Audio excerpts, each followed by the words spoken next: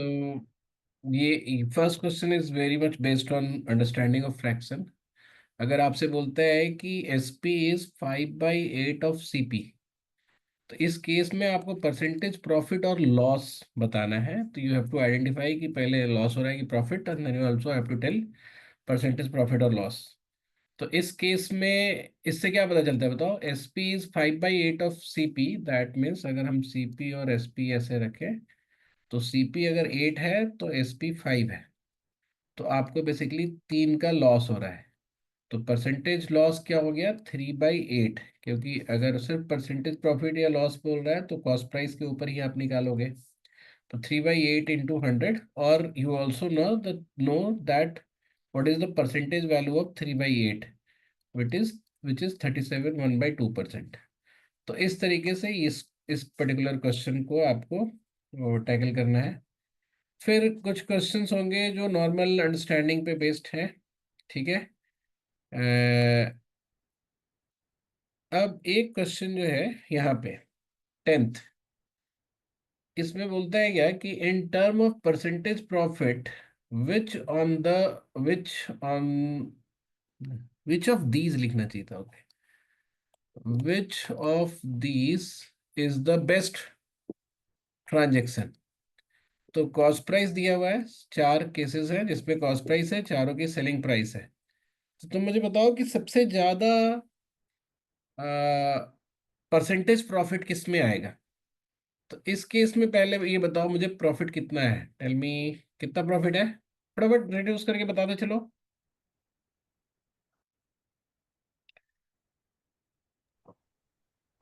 17 ना? 17। या इस केस में कितना है? 24। 24। इसमें कितना है? 19 ना? 19। और इसमें कितना है? 29। अब अगर आप कैलकुलेट करोगे कि किसका परसेंटेज प्रॉफिट ज्यादा है, तो you will have to do 4 calculations. 17/36 into 100। एक आपको करना पड़ेगा 24/50 इंटू 100। एक आपको करना पड़ेगा 19/40 इंटू 100, एंड दिस वन। अब इसको आप कैलकुलेट करके which ever is the highest in percentage, that will be the answer. But अगर हमें लॉजिक से कुछ डिवाइस करना है टू आइडेंटिफाई कि किस में परसेंटेज ज्यादा होगा, तो किसी के पास कोई आइडिया है?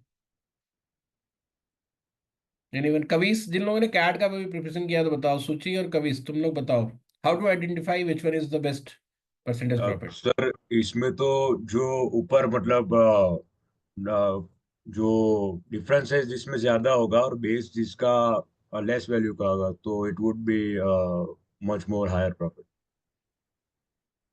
तो नहीं पता चल रहा है ना, क्योंकि दोनों केस में बेस भी कम हो रहा है, और बेस भी कम हो रहा है और डिफरेंस भी कम ज्यादा हो रहा है।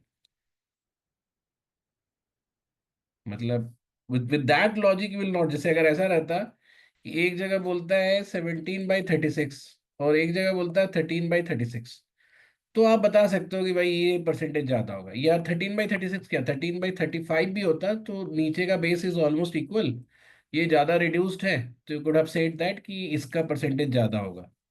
लेकिन अभी तो ऑलमोस्ट सारे जगह पे या तो प्रोपोर्शनली, बट प्रोपोर्शनली तो नहीं बढ़ रहा है या घट रहा है। तो how do say that which percentage is higher? Suchi, तुम बताओ। So, among the four, only first and third one double से ज्यादा है, सिर्फ नहीं, उन्हीं को डबल से ज्यादा कैलकुलेट। नहीं है। हाँ। डबल से ज्यादा सभी है, जैसे 24 का भी डबल करोगे तो 48 होता है। 40 मतलब, लेकिन तब भी थोड़ा दो कम है, लेकिन 36 और 40 जो है वो उससे ज्यादा है, मतलब सब आई में डोंट नो तो इफ होता है दिस इज difference। राइट, मैं इसको ऐसे अप्रोच करती, लेकिन तो इन दोनों को सॉल्व करके देख लूंगी कि इन दोनों में से कौन सा वाला ज्यादा है। अच्छा, नहीं, मैं तुम्हें एक अच्छा रीजनिंग बताता हूँ, रुको। जैसे मान लो कि सारे केसेस में व्हाट यू आर सेइंग कि ये सब 50% से एक कम है ना? अगर आपका प्रॉफिट यहाँ 18 का हुआ रहता तो एग्जैक्टली 50% होता। या यहाँ 25 का हुआ रहता तो एग्जैक्टली 50% का होता, अगर यहाँ 20 का होता तो एग्जैक्टली 50% का होता, यहाँ पे 30 का होता तो एग्जैक्टली 50% का होता। तो अब एक कम है, तो वो 50% से कम प्रॉफिट होगा इन ऑल दीज 4 केसेस। यहाँ तक सबको क्लियर आ रहा है, समझ में आ रहा है? Yes, sir. It's very simple thing है ना, सब Yeah. जगह 50% से एक कम है। अब एक की वैल्यू सबसे ज्यादा किस में होगी? तो 1/36, 1/50, 1/40 एंड 1/60। किस केस में 1 की वैल्यू सबसे ज्यादा है? 1/36। 1/36 ऑफकोर्स, है ना? तो इसमें जो है 50% से जो रिडक्शन है वो हाईएस्ट है, और सबसे कम कहाँ पे है? 1/60। तो इसमें जो 50% से रिडक्शन है, मतलब 50% से जो कम है, वो लोएस्ट है। तो हाईएस्ट प्रॉफिट परसेंटेज कौन सा होगा? ये वाला होगा। देख रहे हो तुम्हारे लॉजिक में क्या गड़बड़ थी? यू वर एक्सपेक्टिंग फर्स्ट और थर्ड में से, या but the answer I is- no, बहुत ही स्टूपिड मिस्टेक है। मैं हाँ। कॉस्ट प्राइस जो है ना उसको प्रॉफिट मान करके सब कुछ कर रही थी। अच्छा अच्छा, मेरे नहीं नहीं, मैं तो यहाँ कॉस्ट प्राइस लिखा हुआ है ना, आई वाज आस्किंग की प्रॉफिट क्या है। ना ना ना, इट इज रिटन करेक्टली। मैं अपने दिमाग में पता नहीं कुछ और सोच करके दैट इज अच्छा, व्हाई आई वाज। मतलब अभी फिलहाल लॉजिक सबको समझ में आएगी, व्हाट आई वाज सेइंग, सही मैं क्या कहना चाह रहा हूँ। So this particular profit is most closer to 50, because यहाँ से 1 का जो गैप है 50% पहुंचने के लिए, वो 1 जो है सबसे कम परसेंटेज 60 के परस्पेक्टिव में होगा। ब्रिजेश, समझ में आ रहा है? Ah, sir. This is a very good way of solving this. Yeah. तो 1 जो है, इट्स लीस्ट रिलेवेंट, बहुत रिलेवेंट नहीं बोलेंगे, 1 has the least percentage value here, and that's why it is more closer to 50%, and this is the highest percentage value जो हमें 29/60 में आ रहा है। अगर यही ये पूछा होता है कि which is the least best transaction, तो उस केस में हम 36 वाले को आंसर करते हैं, ठीक है? तो ये सारे क्वेश्चंस बाकी तो वही है जो हम लोग लास्ट क्लास में हमने डील किया था। अ, जैसे जैसे ये सारे क्वेश्चन, जैसे रिवर्स वाला है, जैसे मैंने बताया था कि an article was sold for ₹15 and there is a loss of 16.2/3%, and what is the cost price? तो वही जो मैंने अभी बताया कि रिवर्स करने में हमें प्रॉब्लम होती है कई बार, कि अगर हम इसको परसेंटेज से लेकर चलें, तो my cost price would be 100, loss जो है 16.2/3%, तो सेलिंग प्राइस जो होगा 83 1/3 होगा। So if I go by this calculation, तो आपको पता है कि 15 जो है वो 83 1/3% की वैल्यू है, and then you will multiply by 100, so you will get the cost price. हमने इसका रिवर्स क्या बताया कि ऑल द फ्रैक्शनल परसेंटेज, जिसको मतलब फ्रैक्शन में रिप्रेजेंट किया जा सकता है, उसका मिनिमम इंटीजर ले लीजिए। जैसे 16/2/3 इज 1/6 ऑफ एनीथिंग, तो इसका जो रेशियो बनेगा वो क्या बनेगा? CP/SP।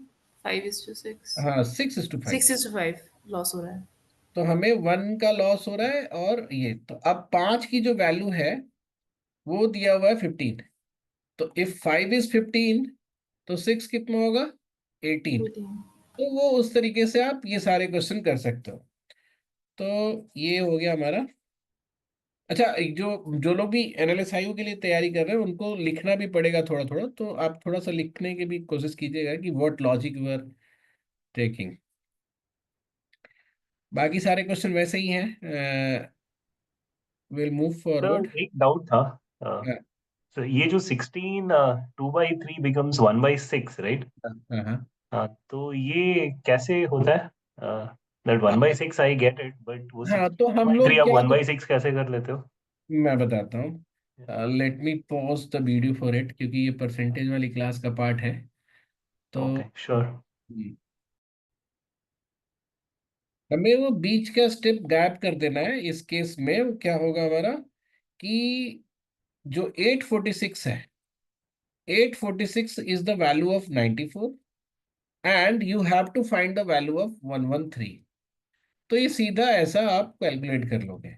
इससे जब भी आप करोगे ये वाला, तो ये 1% की वैल्यू देता है, and then you have to multiply it by 113 to get the value of 113. ठीक है, ये क्लैरिटी आ रही सबको? You don't Yes, have sir. to calculate Yes, sir. cost price. ठीक है,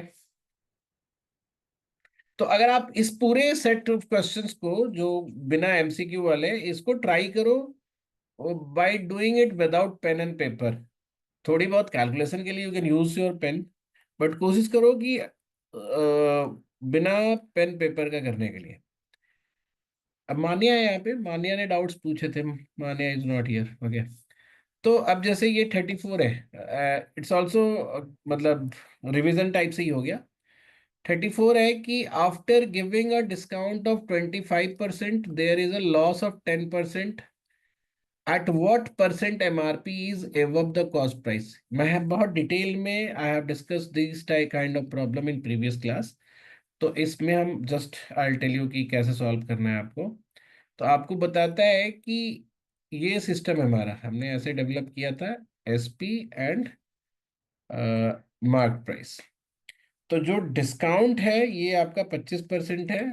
अगर आप इसको रिप्रेजेंट करोगे तो वो होगा 4:3. मतलब अगर 4 की एमआरपी है तो 3 एसपी है. अगेन क्यों हमने किया, क्योंकि 25% इज 1/4, तो हमने 4:3. प्रॉफिट जो है वो, सॉरी लॉस जो है वो 10% का है. तो हमने बताया कि ये जो सिस्टम चलेगा, लॉस जो है, सॉरी लॉस जो है वो 10% का है. लॉस जो है कॉस्ट प्राइस पे होता है ना, लॉस परसेंट. तो ये अगर 10 है तो ये 9 होना चाहिए. तो यू हैव टू रेशियोज, एक कॉस्ट प्राइस और सेलिंग प्राइस का, और एक एमआरपी और मार्क प्राइस और सेलिंग प्राइस का. इन दोनों को सेम कर देना है क्योंकि सेम सिस्टम है, मतलब सेम ही जगह पे बात हो रही है. तो अब if I do it same, तो ये कैसा हो जाएगा, 10 9, क्योंकि 3 और 9 को सेम हम 9 कर सकते हैं. And 3 is getting multiplied by 3, तो 4 को भी मल्टीप्लाइड करके ये 12 कर देंगे. ठीक है, 3 से. अब तुम्हें बताना है कि at what percent MRP is above then above the cost price. तो 10 से 12 कितना ज्यादा है, तो 10 से 12 2 ज्यादा है, और 2 का मतलब क्या हो गया यहाँ पे 20%. तो all these questions can be done through this particular way. अब आते हैं हम लोग, सब वही है, बेसिक बेसिक ही है. हाँ,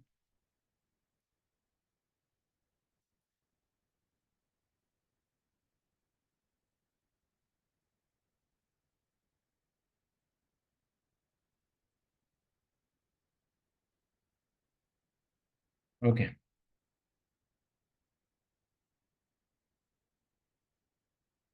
आई डोंट थिंक इसकी रिकॉर्डिंग की जरूरत है, सब तो बेसिक ही है. एक सेकेंड.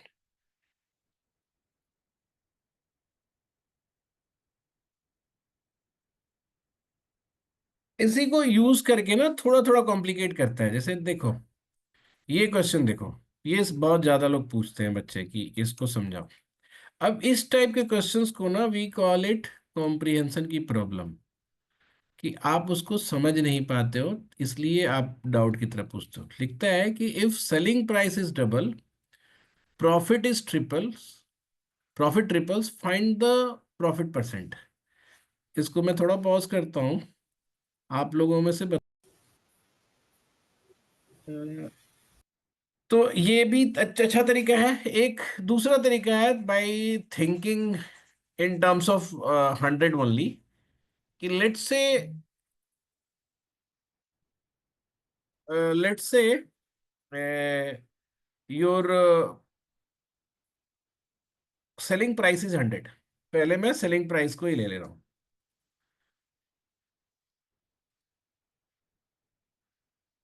तो इसके दो कंपोनेंट है, एक सीपी है, एक प्रॉफिट है. ठीक है, अगर 100 ये नहीं लेना, परसेंटेज के लिए नहीं ले रहा हूँ, just you could have taken any number, है ना.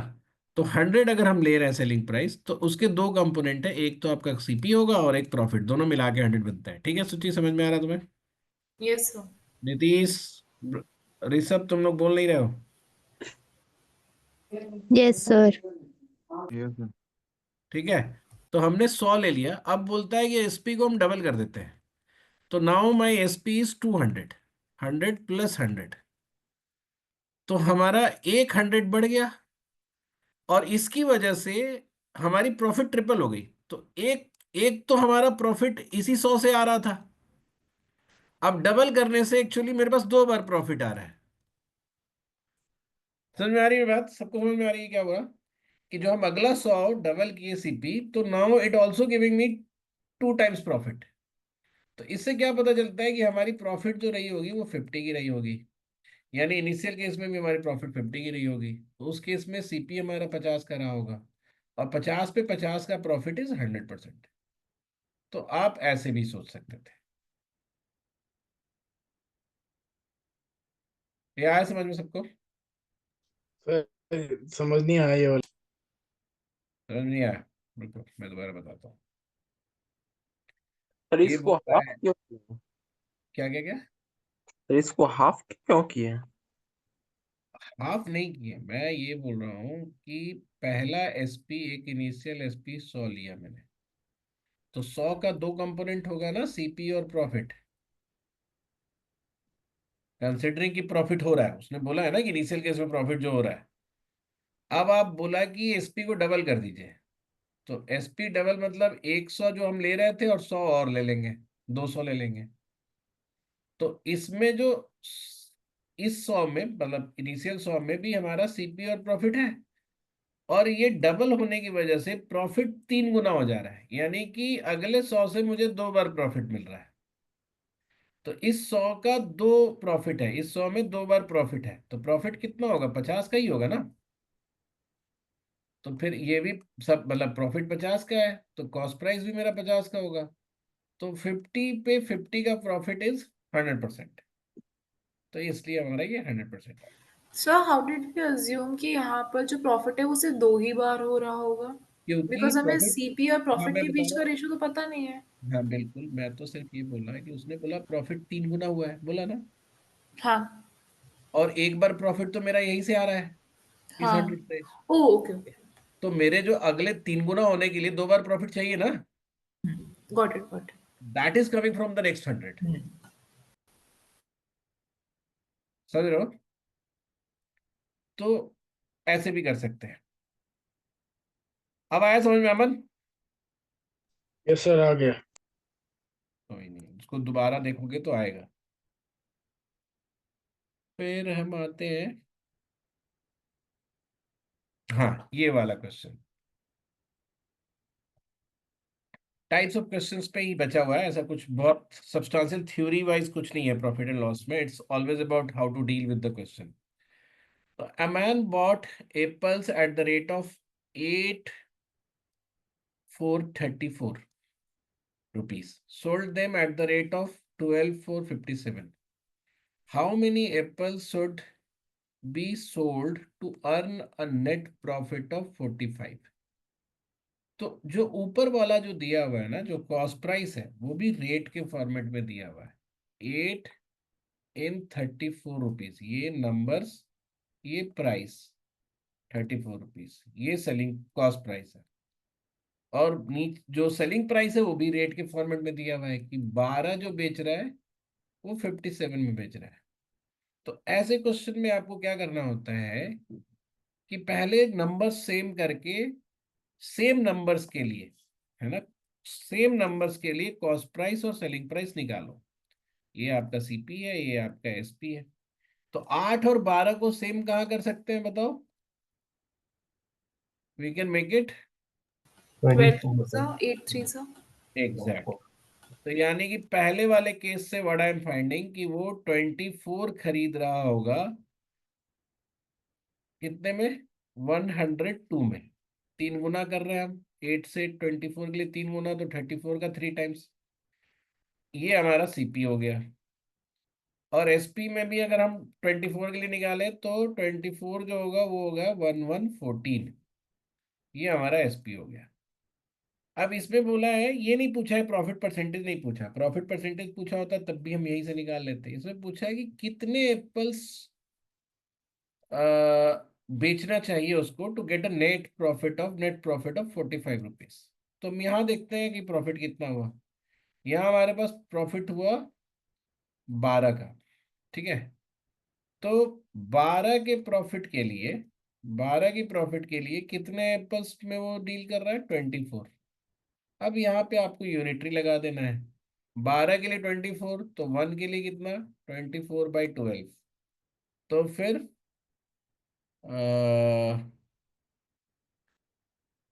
45 रुपीज के लिए कितना? 24/12 इंटू 45, तो ये आपका आ जाएगा 90। तो ये आपका 90 हो गया। तो ऐसे जब भी अलग अलग नंबर्स दिए रहे for the selling price and cost price, तो you need to make it same, किसी कॉमन नंबर पे ले जाके इसको डील करना होता है। जैसे मान लो कि अभी नेक्स्ट क्वेश्चन भी यही है। नेक्स्ट क्वेश्चन बोलता है कि खरीदा है वो 10.25 में और बेचा है 9.25 में। देख रहे हो, ये प्राइस सेम कर रखा है, लेकिन ये जो नंबर्स है वो अलग अलग है, 10 और 9।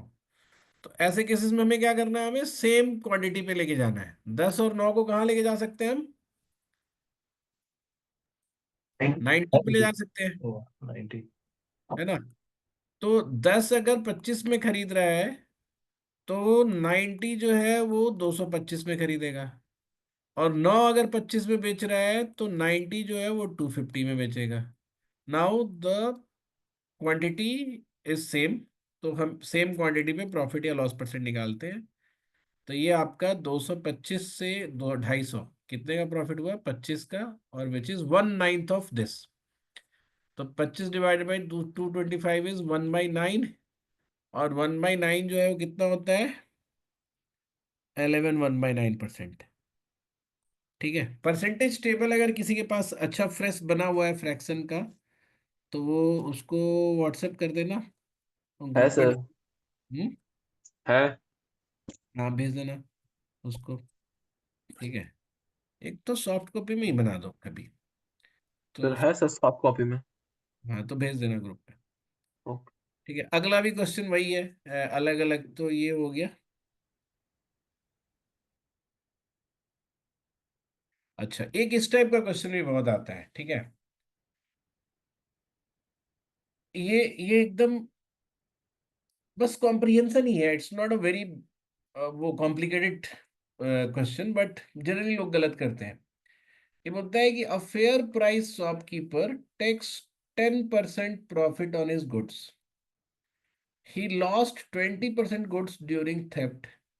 अच्छा, यहाँ पे बता दिया है कि हिज लॉस परसेंटेज है, but they might have kept it his loss और प्रॉफिट परसेंटेजेस। मतलब आपको बताना है कि लॉस या प्रॉफिट भी हुआ है। तो यहाँ तो चलो क्लियर कट कर दिया, उससे कोई फर्क नहीं पड़ता, यू नो दिस और डोंट नो दिस, इससे कोई फर्क नहीं पड़ता। अभी ध्यान से देखो क्या बोलता है कि वो 10% प्रॉफिट लेता है, लेकिन 20% गुड्स जो है वो चोरी भी हो जाती है। तो हम क्या करते हैं ना, इसमें प्राइस और क्वांटिटी अलग अलग नहीं लेते, हम सिर्फ ये समझते हैं कि 100 रुपए की पूरी सामान खरीदी, जिसमें उसका 20 रुपए का नुकसान हो गया, मतलब चोरी हो गया। Now he is left with 80 rupees का प्रोडक्ट। अब वो फेयर प्राइस पे 10% प्रॉफिट लेता है, तो 80 पे उसको 10% प्रॉफिट मिलेगा, यानी कि 8 रुपीज का मिलेगा। उसको फाइनली जो मिला हाथ में, टोटल सेलिंग प्राइस इज 88। और जो टोटल कॉस्ट प्राइस है वो तो आपका टोटल कॉस्ट प्राइस जो है वो आपका जो है 100 ही था। तो 100 और 88 पे हम आपका कैलकुलेट करेंगे कि 100 आपको कॉस्ट प्राइस है, 88 इज सेलिंग प्राइस, 12 का आपको लॉस हो रहा है। तो 12% आप सीधा बता सकते हो, because you have taken CP as 100। तो ये बहुत सारे क्वेश्चन ऐसे हैं ना, it's more of comprehension than mathematics. तो बिल्कुल, आप डाउट्स होगा तो पूछोगे, बट ऐसे आप कोशिश करोगे तो हो जाएगा।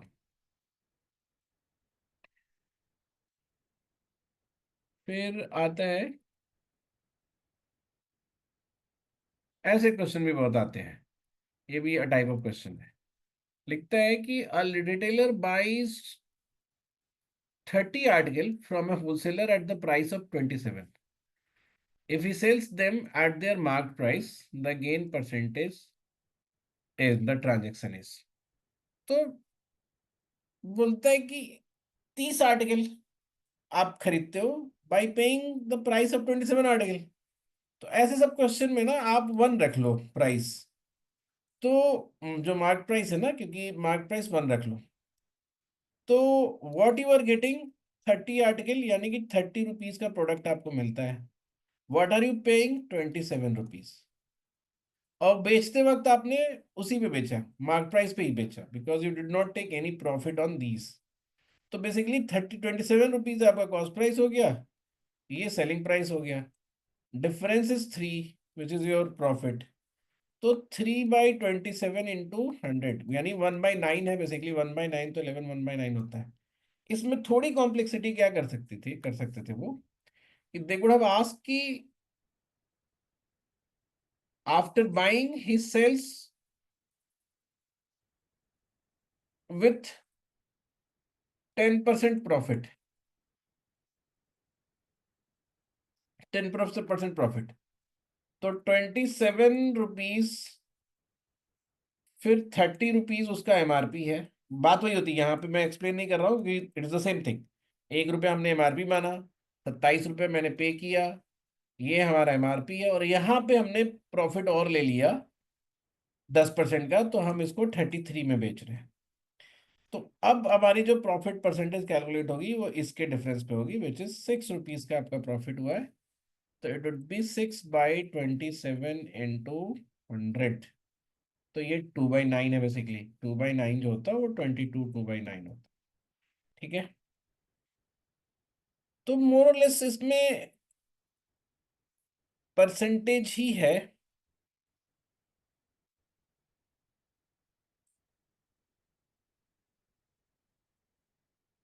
अच्छा, ये वाला भी क्वेश्चन देखो 28 percentage, they will play with percentage only. एक है कि a shopkeeper sells 25 article at the rate of 45 per article, giving 10% discount and earns 50% profit. If the discount is not given, profit gained, मतलब profit percentage पूछा है, profit percentage gain is. तो ये जो 25 है ना यहाँ पे, ये इररिलेवेंट है, यहाँ पे उसका कोई मतलब नहीं है। आप एक आर्टिकल पे भी निकाल सकते हो क्योंकि परसेंटेज ही पूछ रहा है। तो आप जो सेलिंग प्राइस है आपकी करंट, वो आपकी 45 है। और ये बोलता है कि to reach this selling price you are giving 10% का डिस्काउंट। तो एमआरपी कितना हो जाएगा 50। अब तुम बोलोगे सर आप इतनी जल्दी 50 लिख देते हो। तो मैं ऐसा इसलिए करता हूँ कि मुझे पता है कि 10% जो है वो 1/10 है। यानी कि एमआरपी अगर 10 है तो सेलिंग प्राइस हमारी 9 होनी चाहिए। तो मैंने इस चीज, ये मेरे दिमाग में बैठा हुआ है। तो 9 की वैल्यू जो है 45 है, तो 10 की वैल्यू कितनी होगी, ये 9 और ये 10, तो 10 की वैल्यू कितनी होगी 50। इसलिए मैं जल्दी लिख देता हूँ। अब अब ये बोला, इसको भूल जाओ। अभी ये बोला कि 45 पे भी आपको 50% का गेन हो रहा है, तो कॉस्ट प्राइस कितना होगा 30। अब फिर तुम पूछोगे सर आपने 30 इतनी जल्दी कैसे लिख दिया। तो व्हाट आई नो इज कि 50% का अगर प्रॉफिट है तो सीपीएसपी का रेशियो क्या होगा 2:3 का, है ना। मतलब 50% प्रॉफिट मतलब हाफ, तो CP2 तो SP3, तो 2:3 का। तो अगर 3 की वैल्यू जो है 45 है तो 2 की वैल्यू कितनी होगी 30 होगी। तो ये आपको फ्रैक्शन और परसेंटेज का रिलेशन पता रहेगा तो फटाफट आप कर पाओगे। अब इसने बोला कि अगर आप बिल्कुल डिस्काउंट नहीं देते, यानी कि आप किस प्राइस में बेच रहे हो 50 में, तो आपको प्रॉफिट कितना हो रहा है 20 रुपए का। कितने के ऊपर 30 रुपए के लिए, 30 रुपए के ऊपर। यानी प्रॉफिट परसेंटेज इज 2/3 या profit fraction is 2/3, percentage is 66 2/3। तो ये आपका आंसर हो जाएगा। ठीक है,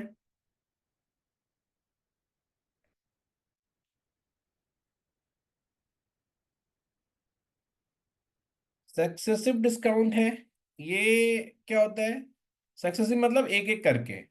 तो जैसे मान लो कि सारी जगह वही होगा। जैसे मान लो कि अगर मैं तुमसे पूछता हूँ कि 50 + 40 का सक्सेसिव डिस्काउंट है, तो फाइनल डिस्काउंट क्या है। मतलब अगर अगर इसको हम एक डिस्काउंट परसेंटेज में रिप्रेजेंट करना चाहें तो क्या, तो आप कोई फार्मूला वार्मूला मत लगाओ, सीधा रखो 100। 100 में आप पहले 50% का डिस्काउंट दो तो यू विल बी रीच 50। 50 में फिर आप ये 50% का डिस्काउंट है, फिर आपने 40% का डिस्काउंट दिया, तो 50 का 40% कितना होगा 20, तो यानी कि अब आप बेच रहे हो 30 में। तो ये आपकी फाइनल सेलिंग प्राइस है। तो ये जो गैप है 70 का 70%, ये आपका फाइनल डिस्काउंट है। तो कभी कभी ऐसा बोलता है कि सिंगल डिस्काउंट, जैसे इस क्वेश्चन में पूछा है सिंगल डिस्काउंट, तो ये निकालने के लिए ऐसा करते हैं।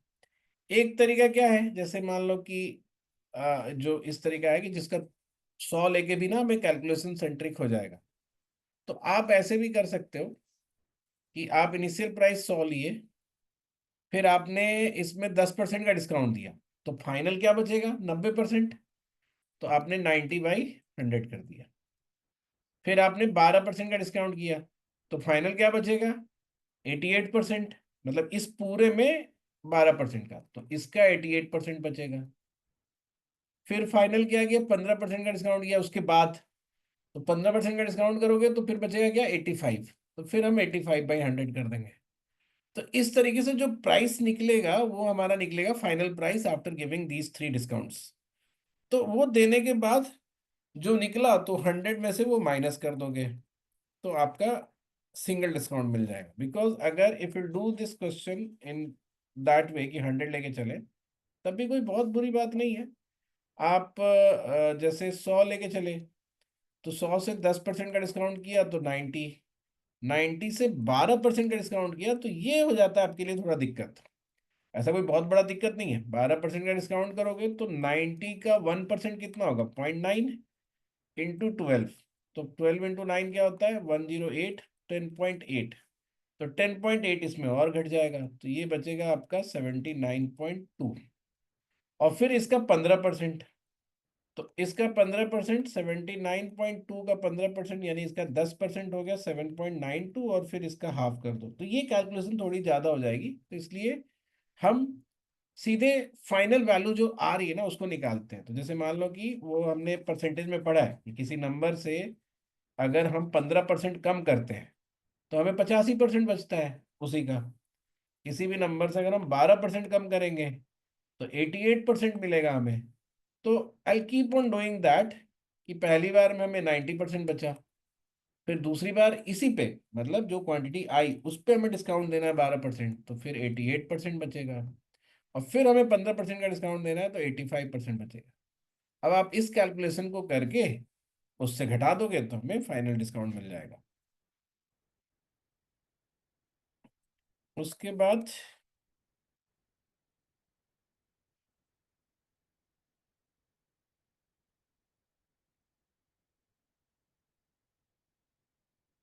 बाकी सब वही है, परसेंटेज को यूज करके आ रहे हैं।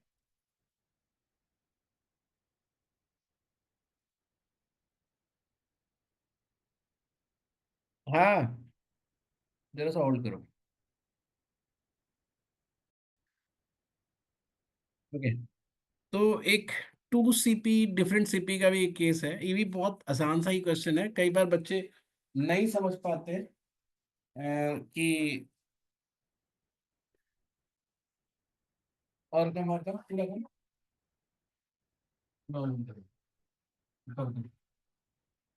करो और करो। तो इस क्वेश्चन को अगर आप देखोगे तो ये ऐसे है कि the profit earn by selling